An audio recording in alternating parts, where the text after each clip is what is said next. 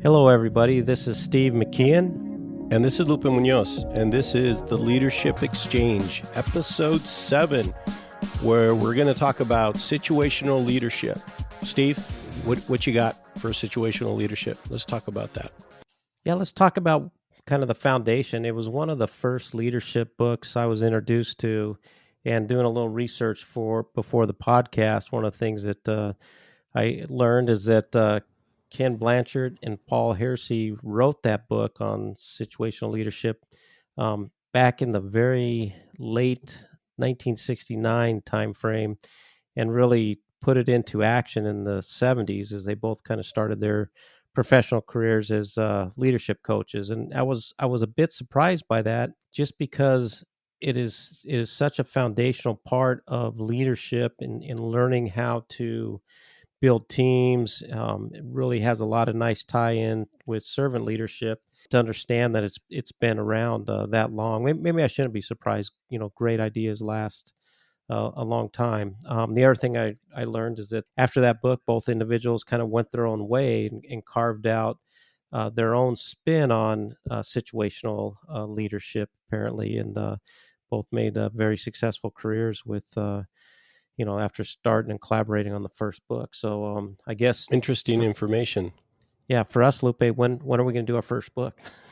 Yeah, well, hey, let's try and get through these podcast series, and then we can maybe consider that. But Deal. I think to kind of set the stage for this, we really got to understand and realize that as leaders, we can't use the same approach all the time for everyone. There's no cookie cutter approach. A lot of times people will talk to me, especially like when we talk about like an interview situation, right? In my career, I've had quite a few interviews for various roles. And the question ends up being, hey, what would you say your leadership style is? My quick answer is like, it all depends. And I explain to them, I feel like every person that I interact with as a leader, I have to understand them. I have to understand the situation, because there may be a situation where I need to be that micromanager. It's not necessarily that I enjoy doing that, but it may be necessary. For example, brand new leader on the team never has performed a particular task or activity or coordinated a specific event or whatever that may be. I'm not going to just throw them to the wolves. I'm going to direct, I'm going to maybe guide a little, and I'm going to make sure that they're successful, because it takes a while to get that confidence. And as a new leader, you need that safety net. I'd say that, situational leadership item 1 is where you're really micromanaging in a way. You're directing more, you're telling them what they have to do. And it's not meant to be something that you're going to do all the time, but it's in a very specific scenario where you're really trying to be highly supportive of as a leader to that person. Yeah, that's a good part of the discussion, I think, Lupe, is understanding, where people are at, and as a leader, having the ability to quickly assess. And I'll just give you a personal experience of mine. 5 years ago, I entered a new company, and I've got years of experience in the roles I've had in operations, and have confidence, but I can say that I did not maybe have the competence of the industry, right? Because it was new industry for me. So, I really appreciated my new leader at the time. And here I got to say, I'm a pretty senior person coming into the organization, and they laid out my entire first month of activities for me. So I didn't have to do anything but just learn about the company, the footprint. He had gone out of his way to set up key meetings for me, introductions, and I wish I would have learned that technique earlier in my career. I've used it since, but it just made such a impact on how quickly I felt comfortable in the organization and knew a lot more. It would have taken me multiple months, and instead I was able to get through it in a short period of time. And so I think throughout our careers, we will have opportunities to take somebody that's either brand new out of school potentially, and they're new to the industry, maybe new to the first job. And as you mentioned, you're going to have to be very telling with them and directive. But even for someone like you and I, as we enter a new opportunity, podcasting, for example, Yeah, there's a good there's one. that opportunity, right? And so yeah, it's that's really important, and it's not a I don't see it as a negative. A lot of people, when you hear the term, I'm going to be really directing and telling or micromanage. If it lasts forever, yeah, that's horrible. But if it lasts for the right amount of time, the short period of time to help someone start to gain that competence and confidence, it can really help. Yeah, absolutely. And I mean, you've got to put yourself in that person's shoes, right? They're coming on board. The last thing you want to do is like, hey, figure it out. And there's something to be said about being a self-starter and having the initiative, but it just doesn't really set someone up well when you use that approach. But if you approach it from a good place, a almost you're mentoring, right? When you're directing and telling and guiding the person through everything, you're training them. You're training them on, for example, hey, the first time that they need to build a budget, hey, let's walk through this together. This is my technique. Doesn't have to be yours, but I want you to help understand. And you're asking a lot of questions around like, hey, how well do you know this? Have you done you've done one before. So let's walk through that. And you're really getting that confidence, building that confidence with them on, okay, hey, your process in this example was for the budget, it's going to work with our process also. There might be a few differences, but every time I do something new with any leader that I have as part of the team, I'm going to work directly with them and I'm going to touch base on these things. Like, hey, this is the first time you've gone through the annual review process. Let me walk you through it. Let me answer any questions you have. Let's do one together or do one and let's review it together. And you're giving advice, you're helping them out.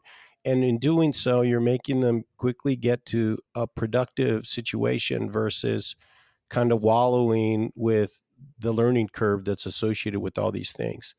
And I feel like it really builds a more confident leader by the time you go through everything at least one time with them. And everyone learns differently, but usually you're at a really great starting point. So I think what you said, Steve, is super critical, that this is a short-term approach. It is not intended to be the way you do things. That would be a nightmare for people that are part of the team that you're leading if you're a micromanager at all times. Yeah, Lupe, and I like what you were just describing too, because you really started to take the directing and telling situational leadership area and moving into the supporting and the selling, right? So you're starting to tell the story to the individual so they understand even more about task at hand, whether it's budgeting, whether it's leading a new crew, maybe it's managing interns for the organization. There's a lot of different things that will be directive maybe at first time doing it, but can quickly transition to the supporting and the selling, and selling not in a negative context like we're trying to sell a person a bag of goods. It's really helping them understand the importance, right? Creating the environment for them to understand what success is going to be in this situation, and that really helps start to build again their capability, their confidence as they move forward. From there, you're able to start spending, I don't want to say less time with them, but the time you spend with them will then start to transform into the participative and coaching. So you want to walk me through maybe an example you have of the transition between directing to supporting, moving into the coaching roles there? My example is around a new supervisor. The task at hand was being able to update a third party on what and when they need to come and pick up waste material. So as part of the manufacturing process, there's a waste material that gets produced. And this supervisor had never been in the situation to contact this vendor. They didn't know who they needed to talk to. Like there was nothing that they were experienced with. I walked them through and said, okay, look, here's the context. This is how I judge when there's enough for a load. And so we went out there, we physically saw it. I said, so look, this right here, look, how many loads would you guess? And he says, one. I said, no, this is 3 loads. And I said, because remember, this is based on weight. So he understood. I said, it doesn't feel intuitive based on what you see. It's really around the weight. Here's the phone number of the person you have to contact. Let's call them together. I'll make intros. Let's make sure that you establish a relationship with this individual, because they're the ones that are going to ensure that the right people come to pick up what needs to be picked up. Then the last piece was to explain the intent to him. Hey, look, our expectation with this vendor is that within 24 hours of anything getting generated, that the pad is completely cleaned off. The supervisor understood. I said, okay, walk me through it. Explain to me, when do you call? When do you not call? And I could tell that their confidence started building. And I asked them, how do you feel about this? Do you feel like you're in a good place on being able to manage this communication to the vendor and ensuring that this stays clean? Yes, absolutely. As they progressed, I really started to give them a little more around context, a little more background around this. Say, hey, this vendor's been with us for 10 years. Oh, I didn't know that. This relationship has really continued to improve. They're very open to feedback, being able to give them why it's important that it stays clean within 24 hours, because that used to cause us problems. And so really being able to give him a little more information, I felt like that was way better approach, because he was buying into being the owner of that particular process, instead of, feeling like I just dropped it on him. He was really capturing, and he actually started giving ideas of things we could do to improve, which I know then really goes to the next style, which is being more of a collaborative and facilitator as a leader style with that individual. So that's my example. Yeah, I like that one a lot, Lupe. And I would say that, that the transition that you make between each one of those sequences, especially for new leaders, and that's really what we're talking about, is new leaders, giving them those skills that they need to be successful. And I'm going to give you an example I had, where I had a team member engineer had been in the organization for a long time, really technically knowledgeable in some key areas, but was more that the policing effect, right? So he knew a regulation, he could lay it out, he knew the exact specification, but where he struggled was with risk assessment as a whole, right? Being able to look at the entirety of a location and identify, okay, where are we most at risk, right? Because he could go in and nitpick things, but I needed a broader view. And so it started off where I had to be very directive and telling them exactly what it was I wanted to see them develop in terms of a tool set that we could use. And then as they started to develop it, and we had meetings back and forth, we were able to I was able to support the individual and really start to build on the ideas that they were starting to become aware of. And it started to become fun at that point for them. So they were like, hey, this is I've never done this before. This is really interesting to me. So I found kind of that key niche that I needed for that individual to really be able to take and run with it. And as we continue to evolve, we got to our pilot, and we're able to go out and do a couple of field tests of this. It was an Excel macro enabled spreadsheet, nothing amazing, but gave us at any single location the ability to go in and assess all the different risks across the organization. And it just became really a powerful tool. And at that point, it really, it started to become more participative and coaching between myself and this other individual, and to the point where it fully rolled into, hey, this is a site, and it was all delegating at that point. We need to go on the assessment, and we did a good job with cross training, so we had multiple people now capable of taking that tool and being able to go out into the field and implement it and give us, feedback in a matter of a couple of days that would take in the past many months to accumulate. So yeah, it was a really fun project to watch them go through. But it started where we went through all four corners of the situational leadership for that individual to really get to the point where, they were fully competent and capable of delivering the requirements. No, it's a great story. So just to recap the first two situational leadership styles is the more of the micromanaging or the directing, telling. Once you get to the second style, the things have progressed more. So you're doing more of a coaching and you're starting to explain a little more in depth. Then the one that I think you mentioned there, Steve, part of that evolution was where you really start to become collaborative with the individual. So what's the difference? The collaborative is where you really helping them make the decisions.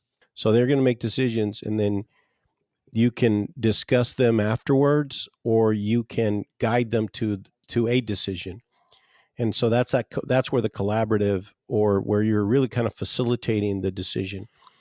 And that can look like, okay, what are the things to consider before we make this decision? So what do you think, John? What do you think, Sally? What are the factors that come to mind about what's crucial to make the decision? And then allowing them to be able to give you their perspective. And then you can ask some things around things that they may have missed. Like, okay, well, is there a budget to consider for this? Oh, yeah, there is. Okay. What aspect of that has to be part of your decision? And in the end, they're going to make that decision. You're not going to make the decision for them to execute against. And then the last piece, which Steve sounds like this individual that you had an example, was you got there, and sometimes that can be a fast journey to that point, or sometimes it can be a slower journey. It just depends on the individual, right? You got to feel that confidence. But then you get to that delegative style where really you give them the keys to success. If there's a budget requirement, if there's a timeline, right? Or, hey, our intent is to be tour ready for the VIPs that are coming, next week. And we want to have a really nice presentation on how we are operating, and sort of a status update on the business here at our facility. Could be an example, right? You've already built that trust. You've already walked that person through all aspects of these sort of pieces of the puzzle to make this thing happen. And so now you're showing and demonstrating to them that I have faith in your ability. You've learned enough that I just need to put these things on you, and I trust that it's going to go well. And if you need help, I trust you're going to come to me and ask for help. If not, then I know that you've got that. And so it's a very different situation when you get to that delegative style, because it's a different situation, right? Yeah, very empowering at that point, where you've got a leader that's very capable, and it just frees up a lot of your time. And so it's really a goal to get individuals to that point.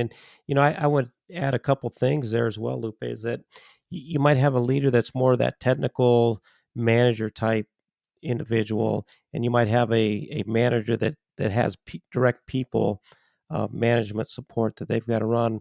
But both those managers need to understand really how to go in and analyze so they can adjust and adopt to the task at hand. And so learning how to do that, learning how to read your team, understanding that what I do with Lupe Munoz may not work with the next person on the team, or even the third person on the team. And so you've got a custom design. And I learned years ago training horses that every horse is very uniquely different, and the way they react to things is very, very different. They're individual creatures. And so applying some of those same concepts, when I read Situational Leadership, it really kind of made sense to me, because I'd already been training horses before I really had that first management opportunity. And so it was easy for me to relate that. And I would say there's three key things there. The first one is going to be the task emphasis, as you described. You need real good clarity at the onset of looking at an individual and developing what those individuals are going to need to do or perform.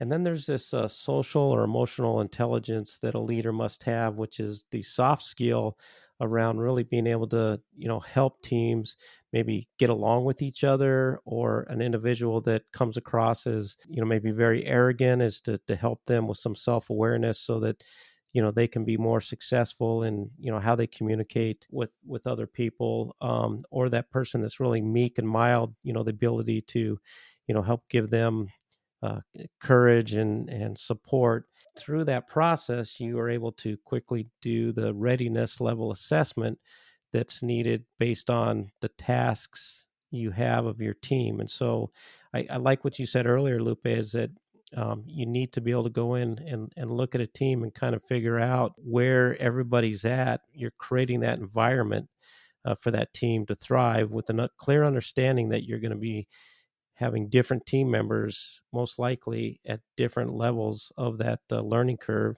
And you're not going to get everybody necessarily to that fourth stage, but you're going to get most people at least into that the coaching and the collaborative participative stage, just because there are going to be some people that don't want to be a leader, and that's when you get to delegation. Sometimes that's what it's about as well, is that you may not be able to get everybody to that final set, but you're going to get a lot of people there, and that's really kind of the fun part of using situational leadership to look at your team and kind of help develop folks and see where they're at in their journey. People that have been on teams with me may get tired of me saying this, but I like to say, know your people, right? And that's that part that you're talking about, is you got to know each one of the leaders that you're helping grow and understand where they are, because sometimes you have a leader that really just has a challenge with a particular type of task or a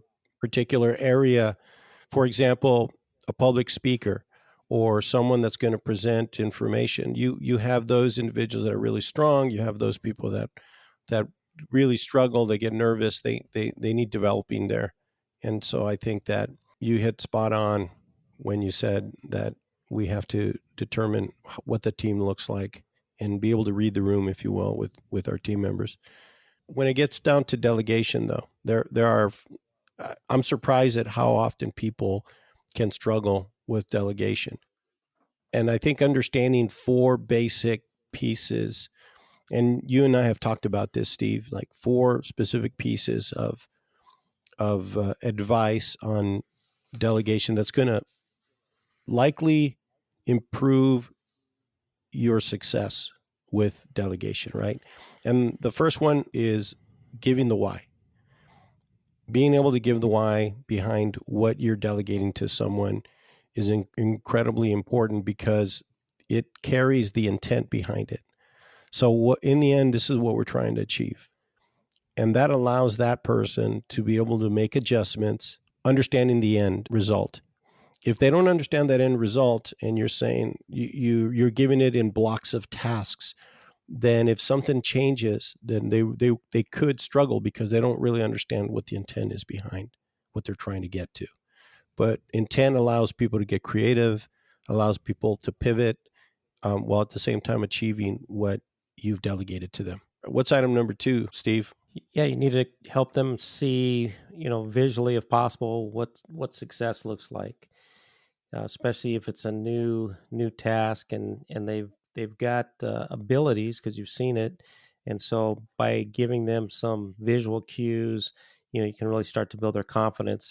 There's less opportunity for them to misunderstand or misstep. And so I think that's another critical piece, is to really define what success is so that you both are aligned. And again, if you've got a visual of what that might be or look like, even better.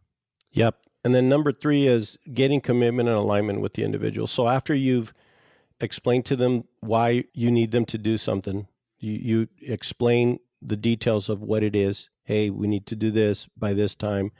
This is what good looks like. I'm going to give you an example if I can, and give you a standard if I can. Then getting commitment and alignment. And that looks and sounds like asking, does this make sense? Do you feel the deadline's realistic? Do you feel you've got everything you need?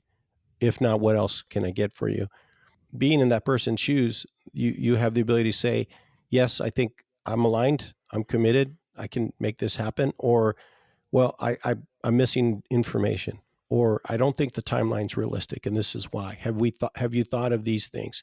And it really gets you in sort of a collaboration around what's a realistic timeline. What are the things that will allow this person to be successful. That's important because then you're walking away with something that they believe is achievable.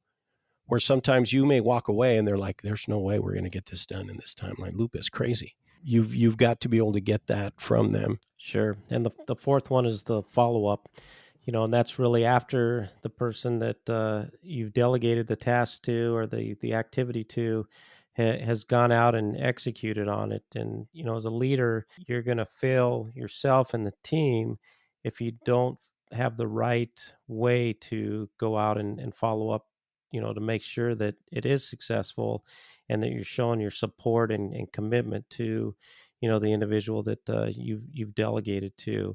And a lot of times what you find is that, hey, they've come up with a better way that, now you want to be able to maybe replicate that in other opportunities. And on the flip side of that, the worst is that they didn't execute, and it's a horrible mess. And as we know, bad news doesn't get better with time. So you can course correct a lot sooner, with the right amount of follow up if needed, and especially if it's someone's first time, with a new delegated task. You said it perfectly. If you've got something that's going to take 8 hours, just for a simple example, and it's critical that it's done in 8 hours, if you go and check on the 7th hour and find out that they're not even, they haven't even accomplished half of that task, then it's almost too late to recover. It turns into a 911 situation, right? But if you go after 1 hour just to check to see, hey, it's progress being made, anything that we missed, then you're going to be able to give them confidence. Hey, you know what? You're on track. You're already a fourth of the way through, and we have still 7 hours to go. So it definitely the situation and the individual is going to dictate how often you check. I've got a great example about this. I was a manager for bottling lines, and we had this big inspection that was going to happen, big audit in the facility, and it was important that we look tip top. We brought some individuals in through a temp agency because it was a short project. So temp agency to come in and do some cleaning on the lines. The supervisor came to me and was so frustrated. He was like, "Oh man, I can't believe this. We've lost so much time." I said, "Well, what are you talking about?" He says, I've talked to these temp individuals. They don't seem to listen to what I'm telling them. I told them to clean the lines and the cabinets, and they barely got like 1/20th of what I need to get done, and we've already burnt through one day. And I said, okay, well, let's walk through this.